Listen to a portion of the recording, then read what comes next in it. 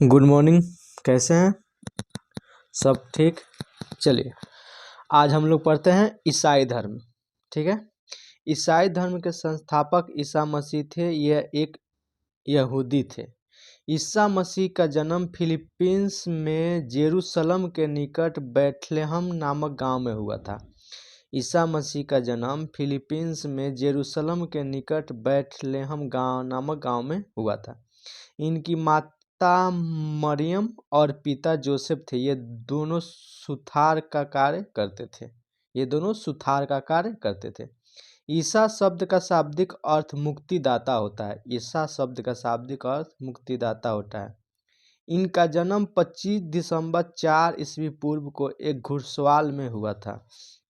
ईसा मसीह का जन्म 25 दिसंबर 4 ईसा पूर्व को एक घुड़सवाल में हुआ था। ईसा मसीह ने सर्वप्रथम उपदेश गलीली प्रांत में दिया। यह प्रदेश पर्वतीय क्षेत्र में दिया गया। यह उपदेश पर्वतीय क्षेत्र में दिया गया। ईसा मसीह ने सर्वप्रथम उपदेश गलीली प्रांत में दिया था। यह उपदेश पर्वतीय क्षेत्र में दिया गया था। ईसा मसीह के कुल 12 शिष्य थे, जिनमें प्रथम 2 शिष्य एंड्रूस एवं पीटर थे। ईसा मसीह को तत्कालीन रोमन गवर्नर पोंटियस ने 33 ईस्वी में शुक्रवार के दिन जेरूसलम नगर के बाहर गुलगोटा के पहाड़ी पर सूली पर चढ़ा दिया था तथा उनकी मृत्यु हो गई थी।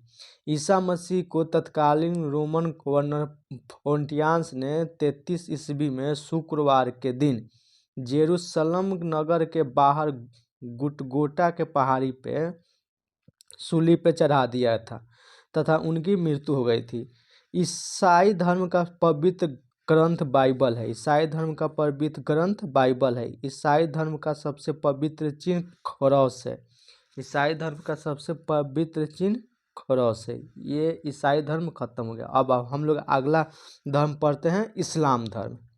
इस्लाम धर्म के संस्थापक हजरत मोहम्मद साहब थे। हजरत मोहम्मद साहब का जन्म 570 ईस्वी में मक्का के प्रमुख कुरैश कबीले में हुआ था। हजरत मोहम्मद साहब का जन्म 570 ईस्वी में मक्का के प्रमुख कुरैश कबीले में हुआ था। उनके पिता अब्दुल्ला और माता अमीना थी। उनके पिता का नाम अब्दुल्ला और माता का नाम अमीना थी।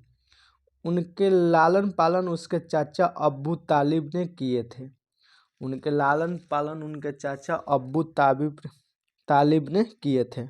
हजरत मोहम्मद साहब को 610 ईस्वी में मक्का के पास ही हीरा नामक गुफा में ज्ञान की प्राप्ति हुई। मोहम्मद साहब की पुत्री का नाम फतीमा और दामाद का नाम नूर अली था। मोहम्मद साहब की पुत्री का नाम फतीमा और दामाद का मोहम्मद अली था। 24 सितंबर 622 ईस्वी को पैगंबर के मक्का से मदीना की यात्रा इस्लाम जगत में हिजरी संवत के नाम से जाना जाता है। 14 सितंबर 622 ईस्वी को पैगंबर के मक्का से मदीना की यात्रा इस्लाम जगत में हिजरी संवत के नाम से जाना जाता है। बाबा पूछता है कि हिजरी संवत कब है? 622 ईस्वी। मोहम्मद की शादी 25 वर्ष की अवस्था में खदीजा नामक विधवा से हुई। कुरान इस्लाम धर्म का पवित्र ग्रंथ है। यह ग्रंथ 114 अध्याय में बांटी हुई है। इनमें 360 पद्य हैं। पैगंबर मोहम्मद साहब ने कुरान की शिक्षाओं का उपदेश दिया। हजरत मोहम्मद साहब की मृत्यु 8 जून 632 ईस्वी को मदीना में हुआ और उनको मदीना में ही दफनाया गया। हजरत मोहम्मद साहब की मृत्यु 8 जून 632 ईस्वी को हुए और इन्हें मदीना में ही दफनाया गया। मोहम्मद साहब की मृत्यु के बाद इस्लाम सुन्नी तथा शिया नामक 2 पंथों में विभाजित हो गया।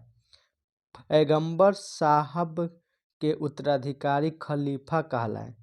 इस्लाम जगत में खलीफा पद 1924 तक रहा है। 1924 ईस्वी में इसे तुर्की के शासक मुस्तका कपाल पाशा ने समाप्त कर दिया।